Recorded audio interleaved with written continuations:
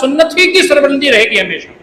میرے سمجھنے میں اگر غلطی ہوئی تو ہوئی، لیکن اصل چیز تو وہ ہے جو قرآن مجید میں موجود ہے، اصل چیز وہ ہے جو نبی اکرم صلی اللہ علیہ وسلم کی زندگی میں موجود ہے. تو آپ دیکھیں کہ آج قرآن مجید اپنے آب و تاب کے ساتھ ہے.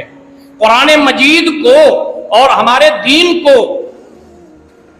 یعنی آئیڈیل بنا کر کے پیش کرنے کے لیے کسی کی ضرورت نہیں ہے، بلکہ کتاب و سنت کے مطابق اپنے آپ کو آئیڈیل بنانے کی ضرورت ہے. آج پوری دنیا میں راشا طاری ہے کہ یہ دین اسلام آ رہا ہے جو پیار کا دین ہے، محبت کا دین ہے، اخوت کا دین ہے، جو مسلمانوں کو آپس میں رحماء بینہم بناتا ہے، جو اشداء علی الکفار ہے، جو ڈرنا نہیں سکھاتا صرف اللہ تعالیٰ سے، جس کے ہاں اخلاق ہے، جس کے ہاں پیار ہے، جو مردوں پر حملہ جو بزرگوں پر حملہ نہیں کرتا، خواتین پہ حملہ نہیں کرتا، بچوں پر حملہ نہیں کرتا، جو لوگ سویلین ہیں ان پر حملہ نہیں کرتا. یہ مذہب ہے ہمارا، اور اس کے اندر سینس آف رسپانسبلٹی ہے، احساس ذمہ داری ہے.